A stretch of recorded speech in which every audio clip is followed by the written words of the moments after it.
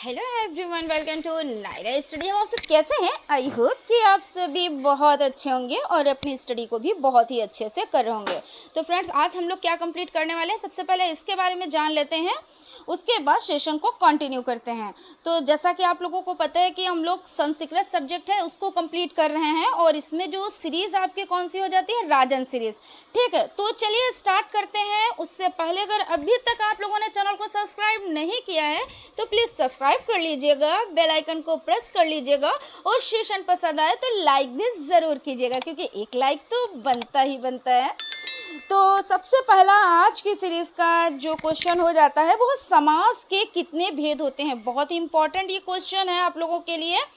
तो समास के कुल होते हैं 6 भेद। कितने भेद होते हैं? तो 6 भेद होते हैं। अगर बात की जाए तो फर्स्ट आपका हो जाता है अव्ययभाव समास, सेकंड आपका तत्पुरुष समास हो जाता है, कर्मधारय समास हो जाता है, द्विगु समास हो जाता है, द्वंद्व समास हो जाता है और बहुब्रीहि समास हो जाता है।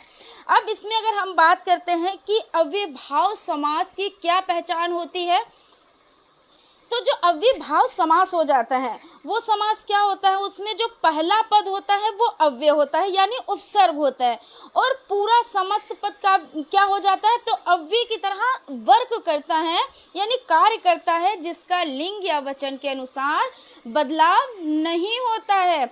और तत्पुरुष समास में क्या होता है, इसमें विग्रह करने पर क्या होता है, का निकलता है, के निकलता है, लिए निकलता है, से यानी में पर ये हो जाता है। जैसे राजपुत्र तो क्या होता है, जैसे राजा का पुत्र यानी राजपुत्र का मतलब इसमें का निकल रहा है, छिपा हुआ है, तो राजा का पुत्र। राजमहल यानी राजा का महल, तो देखिए इसमें का छिपा हुआ ना।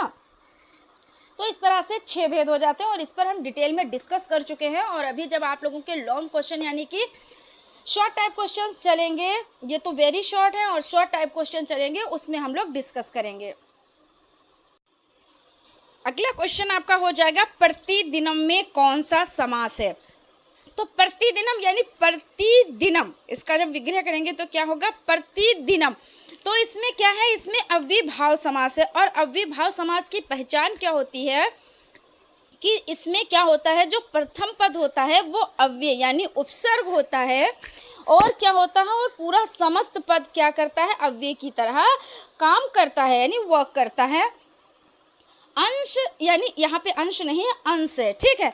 तो अंश धातु के लट लकार मध्यम पुरुष के तीनों वचनों के रूप लिखने हैं।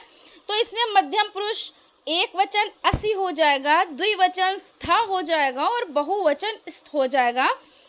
उष्ण संभ्रक वर्णों की संख्या को बताते हुए उन वर्णों का भी उल्लेख कीजिए। उष्ण संभ्रक वर्णों की संख्या की अगर बात की जाए तो ये 4 होती हैं। कितनी होती हैं? तो 4 होती हैं। और कौन कौन से, तो जो शाह हो जाता है और आपका शाह हो जाता है, देखिए शरीफे वाला शाह, पिछरी शाह और सपेरे वाला शाह और हा हो जाता है। अब जब आप इसको बोलते हैं तो क्या होता है, गर्म वायु निकलती है ना। तो ये आपके उष्ण भी कहलाते हैं, उष्ण संभ्रक वर्ण भी कहलाते हैं। तो ये शा, शा, सा और हा हो जाते हैं।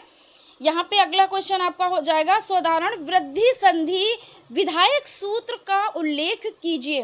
तो वृद्धि यानी हमने आपको एक ट्रिक बताई थी कि जैसे इंसान है, ठीक है, और अगर इसमें सींगे निकल आए तो क्या होगा, उसमें वृद्धि होगी ना, जैसे सब है वैसे उससे कुछ अलग दिखेगा। तो ये एक ट्रिक की तरह यहाँ पे काम किया जा रहा है कि वृद्धि हो गई यानी इसकी सींगे बढ़ गई। तो आय की मात्रा जब लगी तो इसका जब हम देखिए इसमें हम संधि विच्छेद, तो 1 + 1, तो 1 + 1 में क्या है, तो जब का, देखिए का में हमने आपको बताया था कि जब पूरा का बना होता है इसमें छोटा आ छिपा होता है और जब हम हलंत लगा देते हैं तो छोटा आ निकल आता है।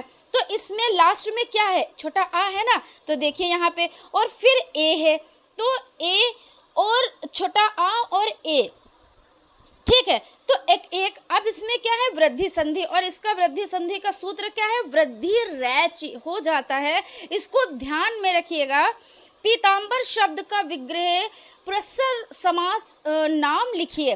तो पीतांबर, पीतांबर, पीतांबर शब्द का जो समास विग्रह हो जाता है वो क्या हो जाता है, पीत है अंबर, जिसका अर्थात क्या हो जाता है, कृष्ण जी हो जाएंगे।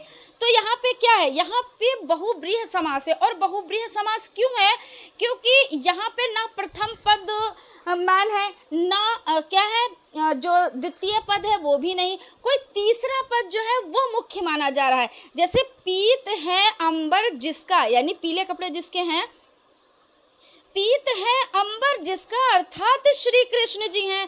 ठीक है, तो यहाँ पे क्या है, बहुब्रीहि समास है। अभिधा परिता शब्दों के योग में किस विभक्ति का प्रयोग होता है, सोदाहरण लिखिए। तो अभिधा परिता शब्दों के योग से द्वितीय विभक्ति का प्रयोग होता है। ग्रामम अभिधा वृक्षा सन्ति, नगर परितः मार्गः सन्ति, ये आपका हो जाएगा।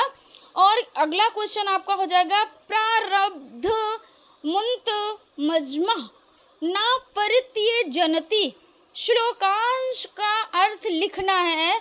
तो इसमें इसका क्या अर्थ हो जाएगा, उत्तम श्रेणी के पुरुष विघ्नों के बार बार आने पर भी कार्य के प्रारंभ होने के बाद पूरे किए बिना नहीं छोड़ते। यानी क्या कहा जा रहा है, इस श्लोक से आपको क्या पता चल रहा है कि उत्तम श्रेणी के पुरुष यानी कि जो श्रेष्ठ होते हैं, ठीक है ना, जो श्रेष्ठ होते हैं, अच्छे लोग होते हैं, विनम्र लोग होते हैं, अच्छे स्वभाव के लोग होते हैं, जो किसी की निंदा नहीं करते, किसी की बुराई नहीं करते हैं, जो अपने काम से मतलब रखते हैं, तो उनमें क्या है, विघ्नों के बार बार आने पर भी, विघ्न यानी कि परेशानियां यानी कि समस्याएं, अगर समस्याएं भी आ जाती हैं तो क्या होता है, आने पर भी कार्य के प्रारंभ के बाद, यानी जो काम वो शुरू करते हैं और जब तक उसका अंत नहीं कर देते हैं तब तक वो नहीं मानते या नहीं उसको छोड़ते हैं। अगर हम इसको सरल भाषा में समझे कि जो अच्छे लोग होते हैं, जो सभ्य लोग होते हैं, वो जो भी काम शुरू करते हैं तब जब तक उसका अंत नहीं कर देते तब तक वो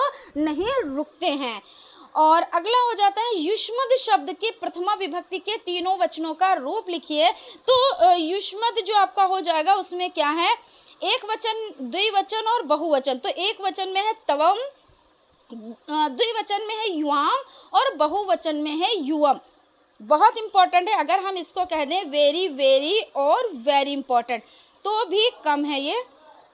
बलिम याचते वसुधाम में बलि का कर्म संज्ञा विधायक सूत्र लिखिए। तो सूत्र क्या हो जाएगा, कतुरी सीतम कर्म। ठीक, और अगला आपका क्वेश्चन हो जाएगा, अगला क्वेश्चन क्या हो जाएगा, श्याम बुद्धिमान लड़का है, वाक्य का संस्कृत में अनुवाद कीजिए। देखिए इस तरह के क्वेश्चंस बार बार एग्जाम में आते हैं और पूछे जाते हैं। एक क्वेश्चन जो बहुत ज़्यादा पूछा जाता है, वृक्ष से पत्ते गिरते हैं, ये भी बहुत पूछा जाता है। कभी कभी इसमें एक वर्ड का पूछ लेते हैं कि वृक्षात मतलब क्या है, पत्राणी मतलब क्या है, पतंती मतलब क्या है, इस तरह से भी पूछ लिए जाते हैं। तो यहाँ पे क्या है, श्याम बुद्धिमान लड़का है, तो श्याम तो नाम हो गया, श्याम बुद्धिमान बालकः अस्ति। अस्ति का मतलब क्या होता है, अगर यहाँ पे था होता तो क्या होता, असीत। असीत का मतलब क्या होता है, था। और अस्ति, अस्त्यः मतलब क्या होता है, तो है। तो नाम जो है वो श्याम है, तो नाम तो किसी का नहीं बदलेगा, वो हिंदी हो, इंग्लिश हो, संस्कृत हो, उर्दू हो, अरबी हो, कोई भी सब्जेक्ट हो, नाम तो जो है वही रहेगा, है ना। और बुद्धिमान, तो बुद्धिमान लड़का का क्या लिखेंगे, बालकः, और है यानी अस्त्यः। तो श्याम बुद्धिमान बालकः अस्त्यः। अगला क्वेश्चन आपका हो जाएगा, वर्गों के पंचम वर्ग महेश्वर सूत्रों के किस क्रमांक के अंतर्गत आते हैं। तो क्या हो जाएगा, वर्ग के पंचम वर्ण महेश्वर सूत्र के अंतिम क्रमांक के अंतर्गत आते हैं। और या रा ला वा को किन नाम से पुकारते हैं। तो जो आपके या र ल व हो जाते हैं वो अंतस्थ नामों से पुकारे जाते हैं। इसमें देखिए जो सा शा शा और हा हो जाते हैं वो ऊष्म नाम से पुकारे जाते हैं। क्षत्रिय वाला छत्रंग्या और श्रा जो हो जाते हैं वो संयुक्त अक्षरों के नाम से जाने जाते हैं। तो ये चार चार होते हैं। और आपके जो स्पर्श होते हैं वो आपके 25 होते हैं। इसमें देखिए क वर्ग, का वर्ग, चा वर्ग, टा वर्ग, ता वर्ग और पा वर्ग हो जाते हैं। इसमें जब आप लोग क्या करेंगे, जब उनको बोलना सीखेंगे, उनको जैसे पा वर्ग कौन सा है, जब होंठ ऊपरी होंठ निचली होंठ से टकराती है तो ये पा वर्ग हो जाते हैं। जब आपकी जबान दांतों से टकराती है वो दंत हो जाती है। और जब आपके कंठ पे जोर पड़ रहा होता है वो कंठ हो जाते हैं। ठीक है, तो इस तरह से सभी चीजें आप लोग ध्यान में रखिएगा। ये जो आपका क्लास है भाई बहुत इंपॉर्टेंट है, और जो ये क्वेश्चंस है ना बहुत ही ज़्यादा इंपॉर्टेंट है, ये भर भर के पूछे जाते हैं। और आप अगर संस्कृत तैयार कर रहे हैं तो आपकी हिंदी भी तैयार हो रही है, ठीक है। और अगला क्वेश्चन आपका हो जाता है, तालु से किन किन वर्णों का उच्चारण होता है। तो तालु से छोटी ई हो जाता है, च, छ, ज, झ, या और या, और शा वर्णों का उच्चारण होता है। अब आप देखिए यहाँ पे एक पॉइंट, एग्जामिनर आपको कैसे घुमाता है, घुमाता ऐसे है, आपको पता है कि जो तालव्य है, तालव्य भी आपको कहीं कहीं पे लिखा मिल जाएगा, तालु भी आपको कहीं कहीं पे लिखा मिल जाएगा, ठीक। ये आपको पता है च, छ, ज, झ, यहाँ वाली जो लाइन है वो तालव्य है, ठीक है। अब इसमें और जो एक्स्ट्रा वर्ड हैं, यानी इस लाइन के अलावा जो वर्ड हैं वो कौन कौन से हो जाते हैं, जैसे छोटी ई। अब ये पूछ लिया जाएगा, यहाँ पे थोड़ी सी कंफ्यूजन ज़रूर आती है अगर अच्छी से तैयारी नहीं आप लोगों ने कर रखी है। तो क्या होता है, जैसे छोटी ई है और ये आपका या है, अब ये पूछ लिया जाएगा या कौन से वर्णों का, मतलब कैसे आता है, या ये तालु है, मूर्धा है, कंठ है, दंत है, क्या है, या शा को पूछ लिया जाएगा। तो ये जो वर्ण है ये आप बहुत अच्छे से ध्यान में रखिएगा। तो ये किस में है, ये तालव्य में है, छोटी ई है, च, छ, ज, झ, इया है, ये तो एक सीरियल वाइज है, तो ये याद करने में आसान रहता है, समझने में आसान रहता है। तो छोटी ई हो जाएगा, या हो जाएगा, और शा हो जाएगा, और शा कौन वाला हो जाएगा, शरीफे वाला शा हो जाएगा, ये ध्यान रखिएगा। ता और था का उच्चारण किस स्थान से होता है, तो ता और था, यहाँ पे देखिए ता, था, दा, धा, ये देखिए यहाँ पे थोड़ा सा ये गलत है, ये कंठ तो नहीं है, देखिए क, ख, ग, घ, अड़ा, ये कंठ है, लेकिन ता, था, दा, धा ये दंत हैं, क्योंकि आपकी ज़बान जो है वो दांतों से टकरा रही है। कभी कभी मिसप्रिंट की वजह से ऐसा हो जाता है, और क्या कहते हैं कि उसमें तो यही लिखा था, हमने वही लिख लिया, लेकिन ऐसा नहीं है, चीज़ों को समझिएगा। तो ये कंठ नहीं ना होकर ये आपके दंत हैं। सा का उच्चारण स्थान बताइए, तो सा का उच्चारण स्थान दंत हो जाता है। देखिए आप जब सा बोलेंगे तो आपकी जबान जो है वो दांतों से टकरा रही है, यानी ये कौन सा हो जाएगा, ये दंत हो जाएगा। और संधि किसे कहते हैं, तो वर्णों के, यानी दो वर्ण हैं, दो वर्णों के अत्यंत पास आने से उसमें जो परिवर्तन होता है उसे संधि कहते हैं। जैसे राम प्लस ईश, तो क्या हो जाएगा, राम प्लस ईश रमी, यानी ईशा यहाँ पे तो रमेशा हो जाएगा, ठीक है।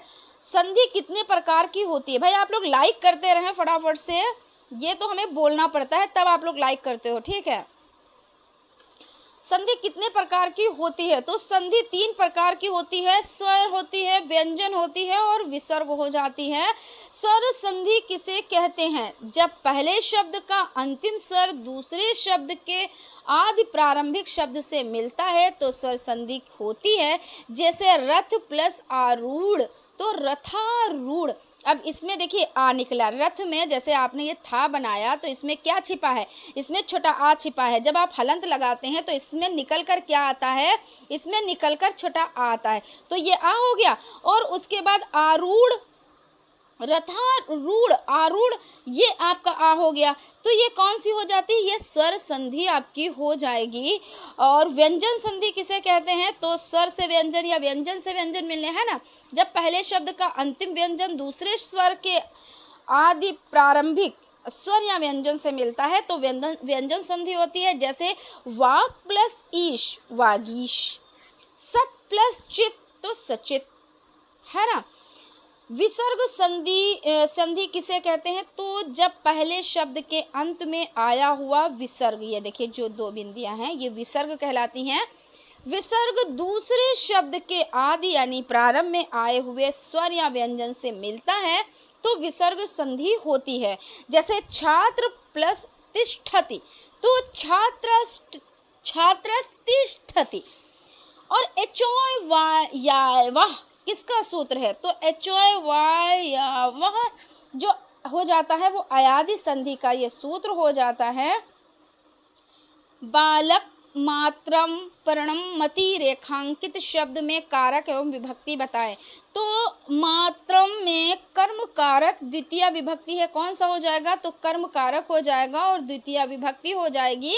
नदीषु गंगा श्रेष्ठा रेखांकित शब्द में कारक एवं विभक्ति बताएं, तो नदीषु में अधिकरण कारक और सप्तमी विभक्ति हो जाती है। कौन सा कारक? तो अधिकरण हो जाएगा और विभक्ति कौन सी हो जाएगी? तो सप्तमी हो जाएगी। गुरुवे नमः। गुरुवे नमः रेखांकित शब्द में कारक एवं विभक्ति बताएं। तो गुरुवे में संप्रदान कारक और विभक्ति कौन सी हो जाएगी? तो चतुर्थी विभक्ति हो जाएगी। बलियम नाचते वसुधाम रेखांकित शब्द में कारक एवं विभक्ति बताएं। तो बलियम ये आपका क्या है? रेखांकित है और इसका क्या बताना है? कारक एवं विभक्ति बतानी है। तो बलियम में कर्म कारक हो जाएगा और विभक्ति कौन सी हो जाएगी? तो द्वितीय विभक्ति हो जाएगी। अनुस्वार तथा अनुनासिक का एक एक उदाहरण दीजिए। तो अनुस्वार का उदाहरण हो जाएगा धर्मम प्लस चर यानी धर्मचर। अनुनासिक का उच्चारण दिक् प्लस नाथ दिग्नाथ हो जाएगा। और यह है वाडम्यम शब्द का संधि विच्छेद कीजिए तथा संधि का नाम लिखिए। तो वाक प्लस अयम ये कौन सा हो जाएगा? तो इसमें क्या है? वाड्यम। अब यहाँ पे आप बड़ा कंफ्यूज होंगे कि यहाँ पे आधा का और यहाँ पे ये इसको हटा के ये डा लगा। तो बिल्कुल ये आप लोगों को हम डिटेल में इस पर हम लोग डिस्कस करेंगे, ठीक है ना। ये ऐसा क्यों हुआ, जितनी संधियां हैं तो हम इस पर डिटेल में डिस्कस करेंगे और जो समास है तो उस पर भी हम डिटेल में डिस्कस करेंगे, ठीक है।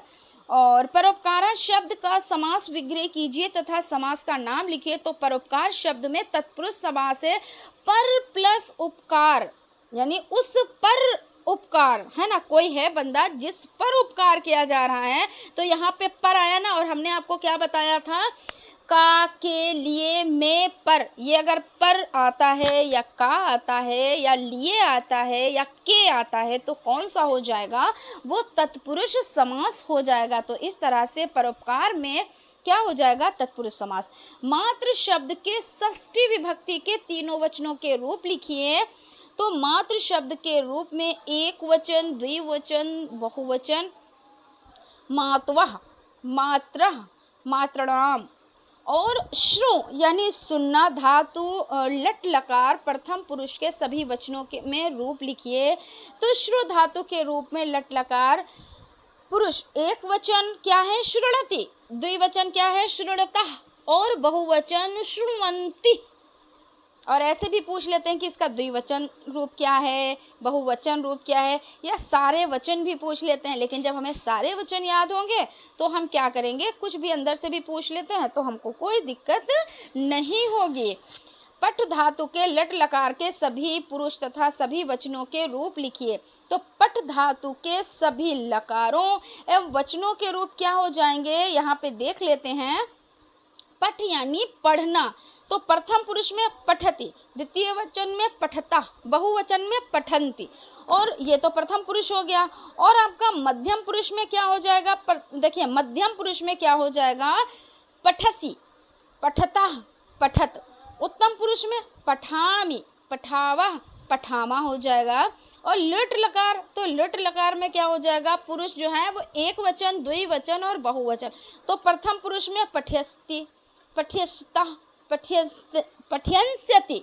मध्यम पुरुष में पठ्यसि, पठिष्यथा और पठिष्यत। उत्तम पुरुष में पठिष्यामि, पठिष्यावः, पठिष्यामः ये हो जाएंगे। और लट लकार में क्या हो जाएगा? लट लकार में देख लें, प्रथम पुरुष में आपठत, द्वितीय में आपठना, आपठताम, बहुवचन में आपठन। मध्यम पुरुष में अपठा, अपठतम, आपठत। उत्तम पुरुष में अपठम, अपठाव और अपठाम। फिर कौन सा हो जाएगा? लोट लकार। और देखिए लोट लकार ये आपका 2022 में आया हुआ है। तो प्रथम पुरुष में क्या हो जाएगा? पठतु, द्वितीय वचन में पठताम, तृतीय और बहुवचन में पठन्तु। उसके बाद मध्यम पुरुष में क्या हो जाएगा? पठ, द्वितीय वचन में पठतम, बहुवचन में पठत। उत्तम पुरुष में पठान, द्वितीय वचन पठाव और बहुवचन में पठाम हो जाएगा। और विधि लिंग के में क्या हो जाएगा? तो पुरुष जो है, पुरुष एक वचन, द्विवचन और बहुवचन। तो प्रथम पुरुष पठेत, द्विवचन पठेताम, बहुवचन पठेयः, पठेयुः, ठीक। और मध्यम पुरुष पठेयः, पठितम, पठेत।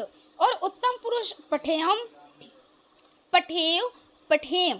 ठीक है, यहाँ तक आपका क्लियर हो गया।